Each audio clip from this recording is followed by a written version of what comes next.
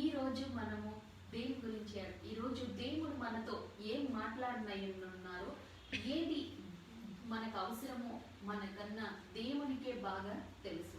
అందుకని దేవుడు మన ప్రతి ఒక్కరము ఏ పరిస్థితిలో ఉన్నామో చూసి ఆయన ఇదిగో ఈ వర్తమానము అవసరము అని ఆయన తెలియచేసి మన హృదయాలు గనుక తెరవబడినట్లయితే ఆయన వాక్కు మన హృదయంలో మన జీవితాల్లో కార్యము చేసేదిగా ఉంటుంది.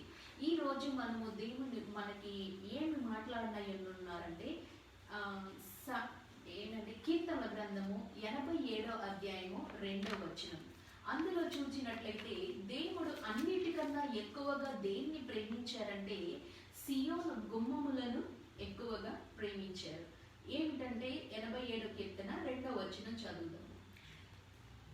యాకోబు నివాసముల అన్నిటికంటే సియోను గుమ్మములు యెహోవాకు ప్రియములై ఉన్నవి. సియోను గుమ్మములు యెహోవాకు ప్రియమని. అన్నిటికంటే యాకోబు నివాసములు అన్నిటికంటే కూడా దేవునికి ఏమి ప్రియమైనవంటే సియోను గుమ్మములంట. ఈరోజు అదే గేట్ ఏంటంటే గుమ్మము అంటే కొన్ని గేట్ అనుకుందాము. ఈ గేట్ ఏమిటి, ఇందులో ఏమి ప్రత్యేకత ఉన్నది? ఈ గేట్ ఏంటంటే మన జీవితాలకు ఒక డెస్టినీగా, అంటే దీని ద్వారా ఏమవుతుందంటే ఈ రోజు నువ్వు వెళ్ళాలనుకుంటున్నావా, అందులోనికి ఆ గుమ్మములోకి వెళ్ళాలనుకుంటున్నావా? అయితే ఆ గుమ్మములోకి వెళ్ళిన తర్వాత నీవు బయటికి రాకూడదు. చూడండి, ఒక గేట్ అనేది ఉన్నది అంటే అందులో ఆ గేట్ ఉన్నప్పుడు ఏమవుతుందంటే నీవు బయటికి వెళ్ళచ్చు, లోపలికి రావచ్చు. ఈ రెండిట్లో నిర్ణయము మన చేతిలో ఉన్నది. ఏంటంటే వెళ్ళాలా వద్దా, వెళ్తే మంచిదా చెడా, ఉంటే మంచిదా చెడా, ఏదైనా కానీ మన చేతిలో ఉన్నది. అయితే మనము ఎలాంటి నిర్ణయము తీసుకుంటున్నాము అనేది దేవుడు చూస్తున్నారు. ఇక్కడ అన్నిటికంటే యాకోబు గుమ్మం, ఆ సియోను గుమ్మములే దేవునికి ప్రియమైనవి అంట.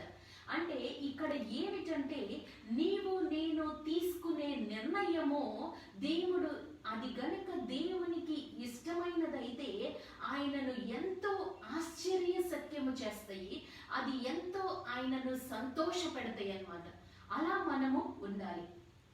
గోడ అనేది ఏం చేస్తుందంటే గోడ నిన్ను ఎటు వెళ్ళనివ్వకుండా ఆపుతుంది. కానీ గేట్ ఏమవుతుందంటే తలుపు ద్వారము ఏమవుతుందంటే నీ చేతిలో ఉంది, నువ్వు అది తీసుకుని బయటికి వెళ్ళచ్చు, లోపలికి రావచ్చు.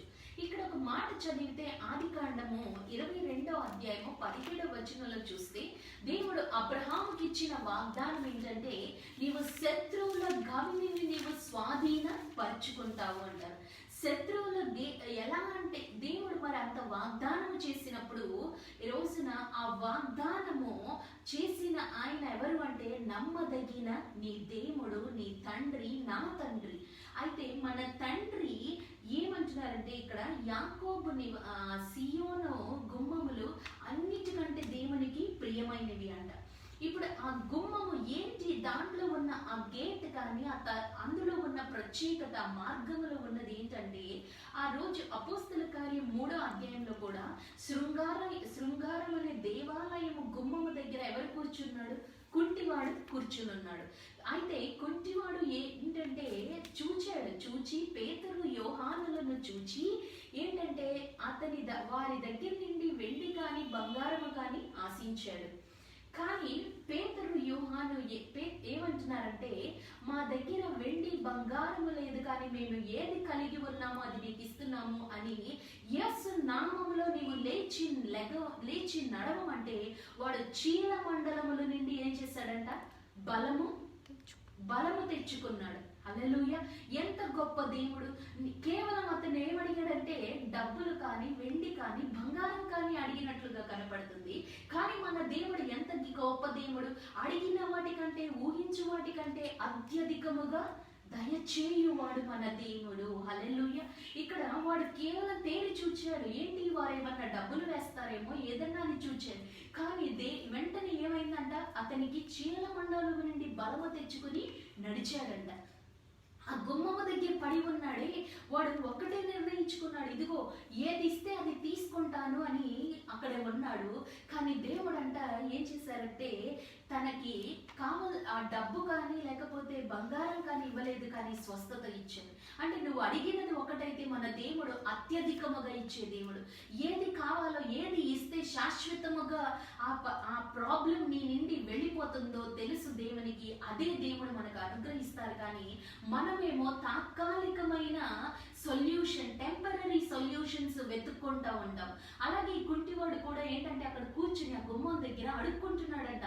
అది చాలు అనుకుంటున్నాడు. కానీ దేవుడు తన పట్ల కలిగి ఉన్న ఆలోచన ఏంటంటే ఆ కుంటితనం అనేది నిర్మూలన చేసి తనను అక్కడ నిలబెట్టాలని దేవుడు ఆశించాడు. ఈ రోజున మన చేతిలో ఉన్నది, ఏం చేస్తున్నాము, ఎక్కడికి వెళ్తున్నాము, ఏంటి, ప్రతిదీ కూడా నీ చేతిలో ఉన్నది, నువ్వు చూస్ చేసుకోవాలి. అయితే ఆ రోజు చెప్పాలి అంటే ఆ రోజు ఆదాము అవ్వని ఆ ఏదేను తోటలో పెట్టినప్పుడు అక్కడ దేవుడైన యెహోవా కంచె వేయచ్చు. ఏంటి, ఆ చెట్టు ఫలము తినకుండా ఆయన కంచె వేయచ్చు కదా అని అనిపిస్తుంది మనకి. నిజమే, ఆయన కంచె వేయచ్చు. కానీ ఆయన ఎందుకు వేయలేదంటే నీ ఇష్టానికి ఆయన వదిలేశారు. ఏంటంటే నీకు స్వేచ్ఛనివ్వాలని, నీకు స్వాతంత్రం ఇవ్వాలని, నీకంటూ ఒక ఇష్టము కోరిక ఉంటుందని ఆయన నిన్ను వదిలారు. కానీ వదిలే ముందు ఆయన ఏం చెప్పారు వారికి, మీరు ఆ చెట్టు ఫలము మాత్రము తినవద్దు అని చెప్పారు. అయితే ఈ రోజున ఏంటంటే వాళ్ళ చేతిలో ఉంది, మనము దేవుని మాటకు లోబడాలా వద్దా అనేది వారి చేతిలో ఉంది. కానీ దేవుడు ఎటువంటి దేవుడు అంటే నిర్ణయం మన చేతికే వదిలేస్తారు. వదిలేసి ఎప్పుడైతే మనము ఆయన కంటికి మంచి నిర్ణయం తీసుకుంటామో, ఆయన దృష్టికి కరెక్ట్ అన్న రైట్ డెసిషన్ తీసుకుంటామో, ఆ రైట్ డెసిషన్ తీసుకున్నప్పుడు ఆయనను ఎంతో ఆనందింప చేస్తామంట మనం. హల్లెలూయా! ఎంత గొప్ప దేవుడు. మనం తీసుకునే నిర్ణయాలు బట్టి, మనం చేసే ఆలోచనలు బట్టి ఆయన సంతోషించే దేవుడంట. అలాంటప్పుడు మనము ఒక్క చెడు నిర్ణయం తీసుకుంటే ఎంతగా ఆయన బాధపడతారు. చూడండి, ఆనాడు నోవహు బలి అర్పించడానికి నోవహు ఆ బయట బలి అర్పిస్తున్నప్పుడు ఏమైందంటే దేవుడు తన మనస్సులో ఏమనుకున్నారంట, ఇంకెప్పటికీ కూడా నేను భూమిని శపించను అనుకున్నారంట. అంటే నోవహు బలి మంచిగా దేవునికి ఏమైంది, ఆగ్రాణింప చేసింది తను అర్పించిన బలి. అలాగే నీవు తీసుకునే నిర్ణయాలు, నీవు చూస్ చేసుకునే మార్గము ఏంటంటే కరెక్ట్ అయినదైతే అది ఆయనను ఎంతో సంతోషింప చేస్తుంది. అందుకనే ఆ రోజు ఆదాముకి అవ్వకి వాళ్ళ నిర్ణయానికి, వారి ఇష్టానికి ఆయన వదిలేశారు. మన దేవుడేమి బంధించి నువ్వు ఇది చెయ్యి అని చెప్పరు, కానీ మన ఎదుట రెండు పెడతారు. అదే ద్వితీయోపదేశకాండంలో చదువుతున్నాం. ఈ రోజు మీ ఎదుట ఏం పెడుతున్నాను, జీవము మరణము రెండు, ఆశీర్వాదము శాపము రెండు మన ఎదుట పెడుతున్నారంట. మన చేతిలో ఉంది ఏది చూస్ చేసుకోవాలనేది. So if you choose the right thing, then he will be thrilled about your decision. He will be very very happy. He will be very much thrilled about your decision.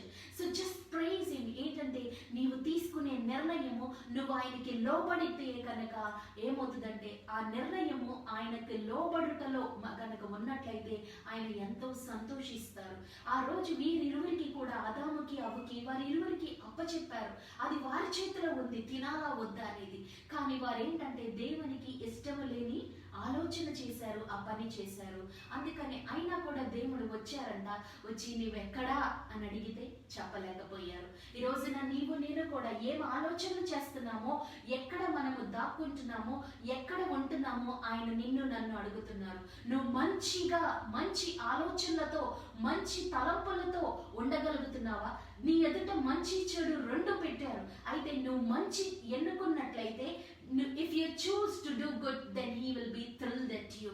అందుకనే ఈ రోజు నన్ను మంచిని ఎన్నుకో, మంచి మార్గం ఎన్నుకున్నట్లయితే ఆయన నిన్ను బట్టి సంతోషించేవారుగా ఉన్నారు.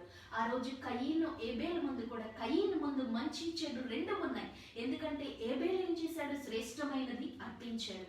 అలాగే కయీను అన్నిటికంటే, కయీనుకు దేవుడు ఏమిచ్చారంటే భూమిని సేద్యపరచడం ఇచ్చారంట. అయితే ఆనాడు దేవుడు ఆదాము అవ్వని కూడా ఏం చేశారు, ఏదైనా తోటని మీరు చక్కగా సేద్యపరచండి, మీరు దాన్ని చక్కగా మీరు బాగు చేయండి, మీ చేతిలో ఉన్నది అన్నారు. అంత శ్రేష్టమైన పని కయ్యనుకి ఇచ్చినప్పుడు కయ్యను మాత్రము తాను దేవుడు ఎంత శ్రేష్టమైనది ప్రేమించి తన చేతికి ఇచ్చినా కూడా తనేం చేశాడు? తప్పు నిర్ణయము తీసేసుకున్నాడు తన అసూయ వలన. అందుకని ఏమైపోయిందంటే అంటున్నాడు, ప్రభా నా దోష శిక్ష నేను భరించలేనంతగా ఉన్నది అని ఏడుస్తున్నాడు. సో మనం తీసుకునే ఒక్క నిర్ణయము మన చేతిలో ఉన్నది. అది మంచిగా తీసుకున్నట్లయితే ఆయనను నువ్వు సంతోష పెట్టే బిడ్డగా ఉంటావు. అది నీ నిర్ణయము చెడుగా ఉన్నట్లయితే అది దేవుణ్ణి ఎంతో బాధ పెట్టి ఎంతో వేదన కలిగిస్తుంది. అంతేకాదు ఆ తర్వాత నీ మార్గం అంతా కూడా ఏమవుతుందంటే వేదన భరితముగా ఉంటుంది. ఈ రోజున జాగ్రత్త యవనస్తుడా, నీవు ఎన్నుకుంటున్న మార్గము ఎలాంటిది? సరైనదా కాదా? నేను న్యూజిలాండ్ లో చదువుతున్నప్పుడు సరైన మార్గము ఎన్నోసార్లు ఎన్నుకోలేదు. ఎందుకంటే ఎక్కడ నాకు ఇండియన్స్ దొరుకుతారా, ఎక్కడ తెలుగు వారు దొరుకుతారా, వారి స్నేహమును కోరుకున్నాను. కానీ ఆ స్నేహము నాకు ఎంతో నష్టము, ఎంతో కీడు, ఎంతో గాయము, ఎంతో వేదన తెచ్చిపెట్టింది. కానీ అయినా కూడా ఆ దేవుడు నన్ను వాటి గుండా వెళ్ళనివ్వకుండా వాటి నుండి తప్పించాడు. ఎలాగంటే మహోన్నతుని చోట విశ్రమించేవాడు సర్వశక్తుని నీడన ఏమవుతాడంట? చక్కగా కాపాడబడతాడంట. అందుకనే మనము ఆయన చాటుకు వెళ్ళాలి, ఆయన చెంతకి రావాలి. ఆయనే మనకు ఆశ్రయము, ఆయనే మనకు కొండ కోట ఆశ్రయము, అన్ని ఆయనే. అందుకనే అంటున్నాడు, చూద్దామా 91వ కీర్తన 2వ వచనం చదువుకుందాము. ఆయనే నాకు ఆశ్రయము, ఆయనే నాకు ఆశ్రయము, నా కోట, నా కోట, నేను నమ్ముకున్న నా దేవుడు. నేను యెహోవాను గూర్చి చెప్పుచున్నాను. హల్లెలూయా. ఆయనే నా కోట, నా ఆశ్రయము, నా దుర్గము అంటున్నారు. నేను కూడా ఎన్నోసార్లు ఆ స్నేహితులు ఈ స్నేహితులు అని పరిగెత్తాను. కానీ అందరి వల్ల నాకు గాయము, నష్టము, బాధే. కానీ నాకెక్కడా కూడా ఆశ్రయము రాలేదు, నాకెక్కడ సహాయము రాలేదు. ఈ రోజున అందుకనే మనము ఆయనే ఆశ్రయము. అందుకనే ఆ రోజు సంఖ్యాకాండంలో మనము చూచినట్లయితే మోషే అంటాడు, ఆశ్రయపురము కట్టమంటున్నాడు అందరినీ కూడా. ఎందుకు అంటే ఒకవేళ ఎవరైనా గనక పొరపాటుగా ఒకడిని చంపినట్లయితే, చూడండి సంఖ్యాకాండము 35వ అధ్యాయము 11వ వచనంలో ఉంటుంది. ఎవడైనా ఒకడిని పొరపాటున చంపితే, చదువుదామా? పురములుగా ఉండుటకు మీరు పురములను ఏర్పరచుకునవలెను. పొరపాటున ఒకరిని చంపినవాడు వాటిలోనికి పారిపోవచ్చును. హల్లెలూయా. ఇక్కడ ఏంటంటే మోషే ఆ రోజు వీరందరికీ చెప్తున్నారు, ఇదిగో ఒకవేళ ఎవడైనా ఒకరిని పొరపాటుగా చంపితే వీడు దాక్కోవడానికి స్థలం లేదు. అందుకని మీరేం చెయ్యండి, ఆ ఊరు బయట చక్కగా ఒక పొరము కట్టండి. ఆ పొరముకి ఏమని పేరు పెట్టమంటున్నాడు? ఆశ్రయపురం అంట. ఈ రోజున నా ఆశ్రయపురం ఎక్కడున్నదో, మనము తప్పు చేసినప్పుడు, మనము పాపము చేసినప్పుడు, మనము అబద్ధాలు ఆడినప్పుడు, మనం వ్యతిరేకంగా మాట్లాడినప్పుడు, చూచినప్పుడు, ఏదైనా కానీ మన స్నేహితులు, ఇరుగు పొరుగు వారు, బంధువులు, మన బాంధవ్య అందరూ కూడా మనల్ని ఏం చేస్తారు? ఇదిగో నిందిస్తారు, దూషిస్తారు. అవమానము, సిగ్గు, బాధ, వేదన అన్ని ఉంటాయి. అయితే మరి వీరికి, ఇలాంటి వారికి ఆశ్రయం ఏదంట? అందుకని ఒకడు ఎవరైనా అలా పొరపాటుగా చేసినట్లయితే వాడికి కూడా ఒక స్థలం ఉండాలని, అంత పాత నిబంధనలో దేవుని ఉగ్రత దిగి వచ్చేది కదా. అంత ఉగ్రత కాలంలోనే దేవుడు ఏమంటున్నాడు, ఒకడు పొరపాటుగా ఏదైనా చేసినట్లయితే వాడు వచ్చి దాక్కోటానికి వెనకాల ఎవరైతే వీడు పొరపాటుగా ఎవరైనా చంపినట్లయితే వాళ్ళు వచ్చి ఇతన్ని చంపకుండా ఆశ్రయపురం అనేది కట్టండి. వాడు ఏం చేయాలి? వాడు వెళ్ళి ఆశ్రయపురంలో దాక్కుంటే ఏం చేయాలంటే, ఆశ్రయపురంలో గనక వెళ్ళి ఏదైనా పాపము చేసినాడు, పొరపాటున ఏదైనా జరిగితే వాడు ఈ ఉగ్రతకు కానీ ఈ ధర్మశాస్త్ర ప్రకారం చావకుండా దేవుడు ఏం అవకాశం ఇస్తున్నారంట? వాడు వెళ్ళి ఆశ్రయపురంలో దాక్కోవచ్చు, వాడిని కాపాడుతాము అని చెప్పి అంటున్నారంట. ఈ రోజున అంత ఉగ్రత కాలంలోనే దేవుడు ఆశ్రయపురమును ఏర్పాటు చేసి, ఒకడు పొరపాటుగా ఏమన్నా చేస్తే మరి అలా దాక్కోమన్నప్పుడు, ఇది ఏ కాలం? ఇది ఆ కాలము వేరు, ఈ కాలము వేరు. ఇలాంటి కాలంలో మనం ఏం చేయాలి? మనము కూడా అలా ఆశ్రయము కావాలి మనకి. ఈ రోజున మన ఆశ్రయము, అందరూ మన వారు మనల్ని నిందించవచ్చు, అవమానపరచవచ్చు, బాధపరచవచ్చు, కించపరచవచ్చు, ఏదైనా చెయ్యవచ్చు. కానీ ఒక్కటే, మన దేవుడు మనకి ఆశ్రయమై ఉన్నాడు. ఆయనే మనకు ఆశ్రయపురము. ఈ రోజున ఆయన చెంతకు వెళ్తే ఏమవుతుంది? అందుకనే ఇందాక 91వ కీర్తనలో చదివాం కదా, నీవే నాకు ఆశ్రయమయ్యా, నీవే నా కొండ, నా కోట నీవే అని అంటున్నాడు. అందుకనే 2 సమూయేలు 3వ అధ్యాయంలో 2 సమూయేలు 3 కాదు, ఇదిగోండి అక్కడ 1 సమూయేలు 23వ అధ్యాయంలో సౌలు దావీదును తరుముతా ఉన్నాడు. దావీదును తరుముతుంటే దావీదు ఈ పక్క ఉన్నాడు, సౌలు ఆ పక్క ఉన్నాడు. ఉన్నప్పుడు ఇలా దావీదు తరుమబడుతున్నాడు. ప్రతిరోజు ఇదిగో దావీదు యొక్క రహస్య స్థలాలు నాకు తెలియచేయండి అని సౌలు జనులను కూడా పెట్టాడంట, సైనికులను పెట్టాడు, భటుల్ని పెట్టాడు, అందరినీ పెట్టాడు. కానీ దావీదు రహస్య స్థలంలో తెలియనివ్వలేదు దేవుడు. హల్లెలూయా. ఎందుకు అంటే దావీదుకి ఆశ్రయము ఎవరు అంటే 91వ కీర్తన ఇప్పుడు చదువుదాము. నా కొండ నీవే, నా కోట నీవేనయ్యా, నా ఆశ్రయ దుర్గము నీవే, నా నమ్ముకున్నదగిన సహాయకుడివి నీవేనయ్యా అంటున్నాడు. యెహోవాను గురించి చెప్పుచున్నాడు. అందుకని మొదటి వచనం చదువుకుందాము. ఏమనంటే, మహోన్నతిని చాటున నివసించువాడు సర్వశక్తుని నీడన విశ్రమించును. హల్లెలూయా. అంటే మనం ఎవరి చాటున ఉండాలంటే ఆయన చాటున ఉండాలి.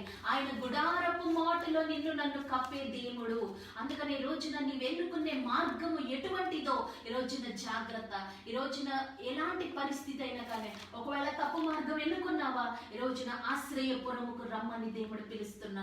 ఇక్కడ కూడా దావీదు తరుమబడుతున్నాడు. తన మార్గము తప్పు మార్గము కాదు, అయినా కానీ సౌలు తరుముతున్నప్పటికీ అక్కడంటే ఏమైందంటే వెంటనే దేవుడు వచ్చేసారు. దేవుడు ఎందుకు వచ్చారంటే చూడండి, హెబ్రీ పత్రిక 7వ అధ్యాయం 25వ వచనంలో ఉంటుంది. ఏమనంటే, ఈయన ఎటువంటి వాడంటే మన కొరకు జీవించుచున్న విజ్ఞాపనకర్త అంట. మనల్ని సంపూర్ణముగా రక్షించుటకు సర్వశక్తిమంతుడై ఉన్నాడు. హల్లెలూయా. ఎంత గొప్ప దేవుడు అంటే, నీవు నేను ఏ బాధలో, ఏ పరిస్థితుల్లో, ఏ దిగులు ఆందోళనలో ఉన్నామో అప్పుడు ఏమవుతుందంటే దేవుడు మనల్ని ఏం చేస్తాడంటే, హెబ్రీ పత్రిక 7వ అధ్యాయం 25వ వచనము చదువుదాము.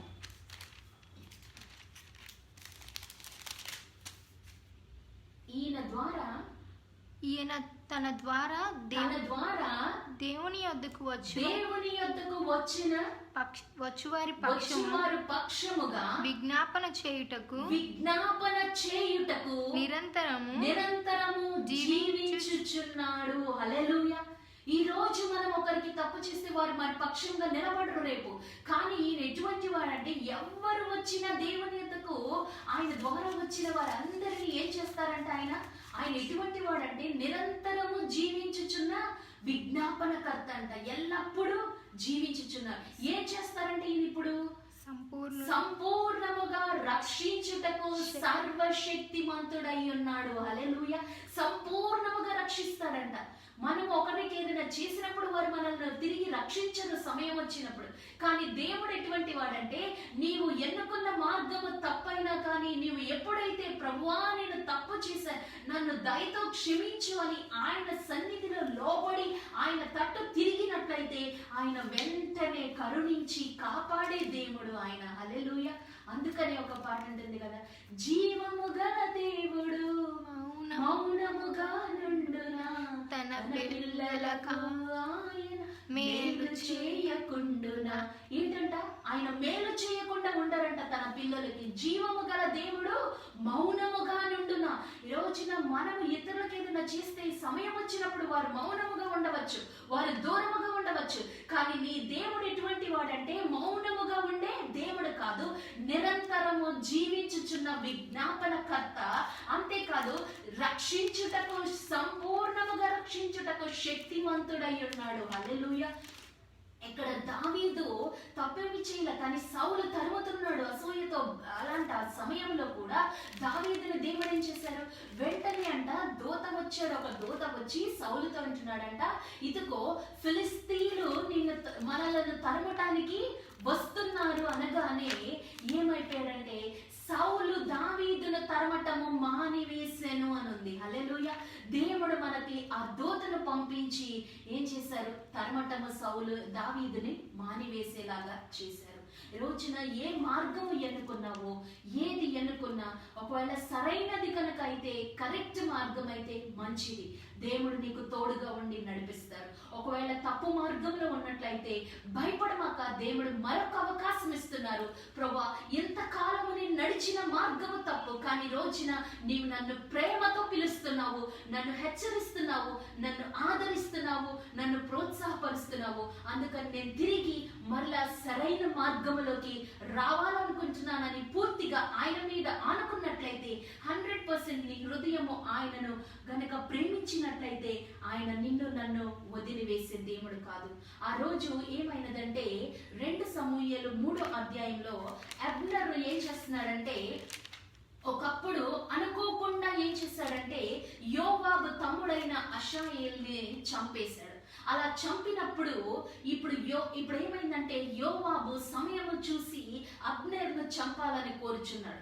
అబ్నేర్ను చంపాలని కోరుకుంటున్నప్పుడు అబ్నేర్ ఏం చేశాడంటే ఎల్లి పట్టణములో దాక్కున్నాడు, ఆశ్రయపురములో దాక్కున్నాడంట. ఆశ్రయపురములో దాక్కున్నప్పుడు ఏమైనదంటే యోవాబు రోజు వచ్చి ఆ గుమ్మము దగ్గర నుంచున్నాడంట. ఏంటంటే ఆ గుమ్మము దగ్గర నుంచున్నాడంట యోవాబు. ఎందుకంటే ఆశ్రయపురంలోకి అబ్నర్ వెళ్ళిపోయాడు కాబట్టి ఇప్పుడు యోవాబు లోపలికి వెళ్ళకూడదు. అందుకని లాలన మాటలతో, చక్కని మాటలతో యోవాబు అబ్నర్ ఏం చేస్తున్నాడంటే చక్కగా రా రా రా అని పిలుస్తున్నాడంట. నువ్వు రా, నేను నిన్ను చంపంలే, నేను నిన్ను బాధ పెట్టంలే, నేను మంచి స్నేహితులము, రా అని లాలన మాటలతో రోజు ఆశ్రయపురం దగ్గర నుంచి బతిమాలతంటే ఒక రోజు పడిపోయాడు అబ్నెరు పడిపోయి ఏం చేశాడంటే తిరిగి ఆశ్రయపురం నుండి బయటికి వచ్చేసాడు. కానీ సంఖ్యాకాండంలో ఏమని ఉందంటే 35వ అధ్యాయం 26వ వచనములో, ఒకడు గనుక ఆశ్రయపురంలో ఉన్నంత వరకు వాడు కాపాడబడతాడు, కానీ ఆశ్రయపురం నుండి వాడు గనక బయటికి వచ్చినట్లయితే చచ్చిపోతాడంట. చూద్దామా 26వ వచనము. అయితే ఆ నరహంతకుడు ఎప్పుడైనను తాను పారిపోయి చొచ్చిన ఆశ్రయపురం యొక్క సరిహద్దును దాటి వెళ్ళిపోయినప్పుడు, ఆశ్రయపురం యొక్క సరిహద్దు దాటినట్లయితే ఏమవుతుందంట? వాడు చచ్చును. హల్లెలూయా. అంటే ఆశ్రయపురం సరిహద్దు ఇప్పుడు ఏమైపోయింది? ఎవరు దాటేశారు? అబ్నెరు దాటేశాడు. ఎందుకు దాటేశాడంటే యోవాబు లాలన మాటలకు పడిపోయాడు. ఈ రోజున నీవు నేను కూడా యేసే మనకి ఆశ్రయపురము.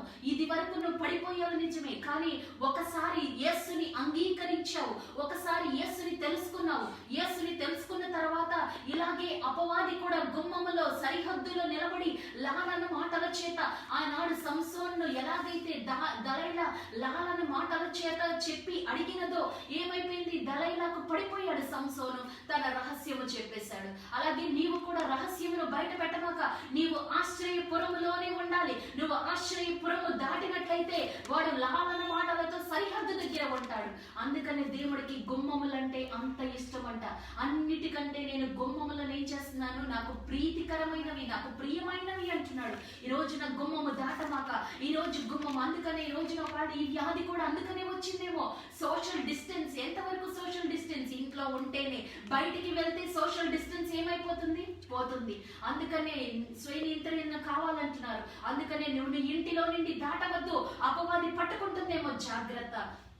ఒకవేళ యేసే మనకి ఆశ్రయపురము, ఆయనే మన దాగుచోటు, ఆయనే మన కొండ, మన కోట, ఆశ్రయ దుర్గం ఆయనే. అందుకని నువ్వు దాటవద్దు. ఈ రోజున నువ్వు దాటితే ఇదిగో యోవాబు లాలన మాటలకు అబ్నెరు పడిపోయాడు. అందుకని యోవాబు ఏమైపోయాడంటే చూద్దాము. 2 సమూయేలు 3వ అధ్యాయము 27వ వచనం చదువుదాము.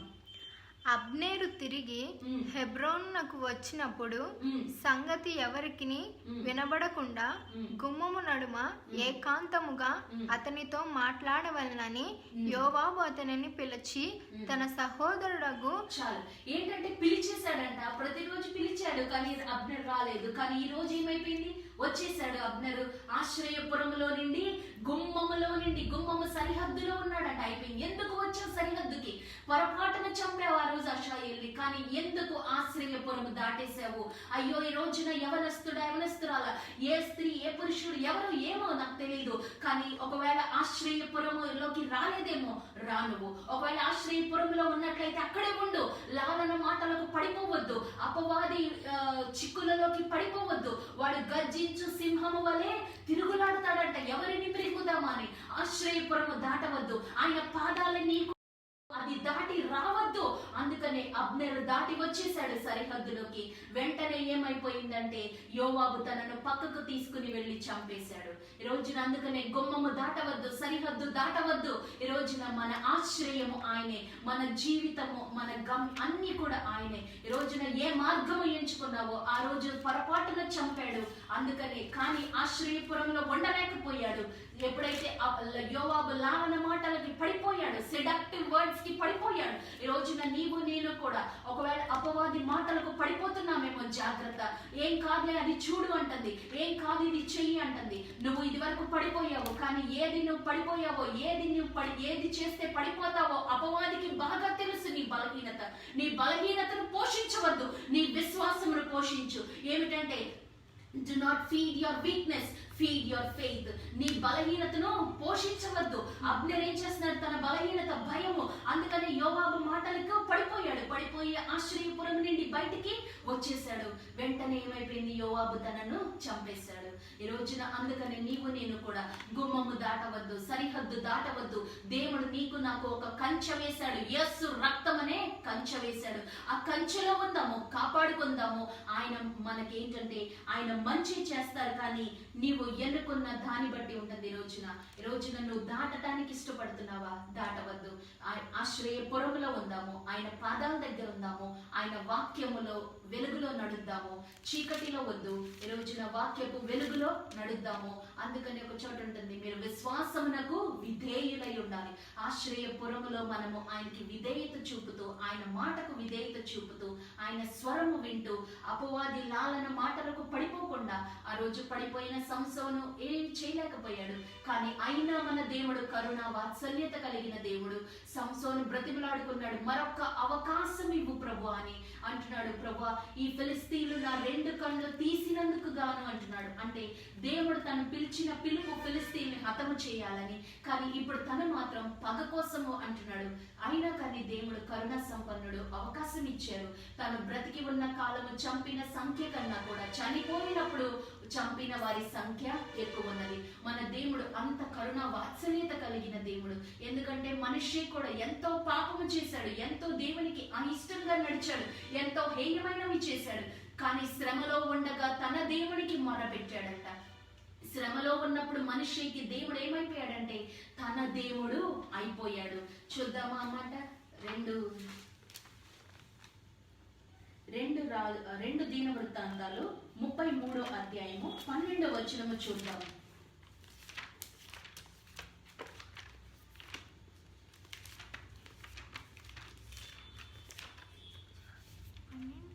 33వ అధ్యాయము 2 దినవృత్తాంతాలు 12వ వచనం చదువుదాం. అతడు శ్రమలో ఉన్నప్పుడు తన దేవుడైన యెహోవాకు బతిమలాడుకొని తన పితరుల దేవుని సన్నిధిని తన్ను తాను బహుగా తగ్గించుకొనెను. ఏమైపోయాడంటే అప్పుడు దాకా ఈ దేవుణ్ణి పక్కన పెట్టేశాడు మనిషి. ఆ అధ్యాయం పైన చదివితే ఎంతో వ్యతిరేకంగా నడిచాడు దేవుడికి. కానీ ఇప్పుడు శ్రమ వచ్చిందంట మనిషికి. శ్రమ వచ్చినప్పుడు ఏమైపోయాడు? తన దేవుడైన యెహోవాకు తను బతిమలాడుకొని. చూడండి, శ్రమలో ఉన్నప్పుడు ఈ దేవుడు ఏమవుతాడంట? తన దేవుడైపోయాడంట. మనము కూడా ఈ రోజున ఆశ్రయపురములోకి రా. ఆ శ్రమలో ఉన్నావా? ఆయన చెంతకు రా, ఆయన పాదాల దగ్గరకు రా, ఆయన వాక్యపు వెలుగులోనికి రా. చీకటిలో నుండి వెలుగులోనికి పిలిచిన ఆయన సన్నిధిలోకి రా, ఆయన దగ్గరికి రా. అప్పుడు శ్రమలో ఏమైపోతాడంట దేవుడు? ఈ దేవుడు నా దేవుడు, నీ దేవుడు అయిపోతాడు. అప్పుడు బతిమలాడుకుని మనల్ని మనము తగ్గించుకుంటే దేవుడు మనిషి మొర వినినట్లు నీ మొర నా మొర విని దేవుడు నిన్ను నన్ను రక్షించే దేవుడు. హల్లెలూయా. దేవుడి మాటలు దీవించును గాక. ప్రార్థన చేసుకుందాం. మహోన్నతుడా, సర్వోన్నతుడా, సర్వశక్తిమంతుడా, నీకు వందనాలయ్యా. జీవము కలిగిన దేవుడు ప్రభువా, నీ వాక్కు ఎంత జీవము కలిగినదంటే ఆ రోజు ఒక్క వాక్కుతో సృష్టిని కలుగు చేసావు, ఒక్క మాటతో ప్రభువా లాజర్ని లేపావు. అలాగే ఈ రోజున నీ ఒక్క మాట చాలు ప్రభువా ఈ జీవితాలను చీకటిలో నుండి వెలుగులోకి అనేక మందిని నడిపావు. ఇప్పుడు కూడా ఎంతమంది చీకటిలో ఉన్నారో వారిని వెలుగులోకి నడిపించడానికి ఈ రోజున నీవు కరుణా సంపన్నుడవయ్యి జాలి కలిగితో ప్రేమతో పిలిచిన మాటలను ప్రభువా ఎంతమంది వింటున్న వారందరూ కూడా ప్రభువా నీ తట్టు తేడి చూడగలిగినట్లు శృంగారం అనే దేవాలయం దగ్గర గుమ్మముల నుంచున్నాడయ్యా. వాడు బతిమలాడుకున్నప్పుడు ప్రభువా వాడు అడిగినది ఇదిగో వెండి బంగారము లేవు మా దగ్గర అన్నారు. కానీ నీవెంత గొప్ప దేవుడవయ్యా, అడుగు వాటి కంటే ఊహించు వాటి కంటే అత్యధికముగా ఇచ్చే దేవుడు ప్రభువా. అందుకనే నాయన వెంటనే ప్రభువా వాడికి స్వస్థత ఇచ్చావు. అంతేకాదు యాకోబు నివాసములు అన్నిటికంటే గుమ్మములు, సియోను గుమ్మములు నాకు ఎంతో ప్రియం అంటున్నావు కదా ప్రభువా. ఈ రోజున మేము కూడా ప్రభా మేము ఈ రోజున ఎందులో నుండి బయటికి వెళ్ళాలనుకుంటున్నామో అందులో నుండి బయటికి వెళ్ళాలి ప్రభా. ఎందులోకి ప్రభా ఎక్కడికి రావాలనుకుంటున్నామో అక్కడికి రావటానికి ఈ రోజున ఏ ద్వారము అసలు ఆ ద్వారములో ప్రభా నాయన ఉన్నది నాయన. ఎందుకంటే ఆ గుమ్మమే మెయిన్ ప్రభా మా జీవితాలకి. ఎందుకంటే అబ్నేరు జీవితంలో ఆశ్రయపురంకి పరిగెత్తాడు నిజమే, కానీ యోవాబు లాలన మాటలకు పడిపోయాడు. ఈ రోజున మేము కూడా ఆశ్రయపురం నీవు అని ఉంటున్నాము, కానీ అపవాది యొక్క లాలన మాటలకు, చూపులకు, చేష్టలకు పడిపోతున్నారు. ఈ రోజున అలాంటి వారిని ప్రభా మరొకసారి ప్రేమతో పిలవా ప్రభా, హెచ్చరించవా, గద్దించవా, ఇదిగో నీవు చేర్చుకోమని వేడుకుంటున్నాము. లాలన మాటలకు పడిపోయి ప్రభా యోవాబు చేతిలో బలైపోయాడయ్యా. ఈ రోజున మేము కూడా ఆశ్రయపురములోకి రావాలి, కానీ ఆశ్రయపురము నుండి బయటికి వెళ్ళకూడదు. ఎంతమంది వింటున్నారో, ఎక్కడెక్కడ ఉన్నారో వారిని ప్రభా ఆశ్రయపురములోకి నాయన చేర్చుకోండి ప్రభా.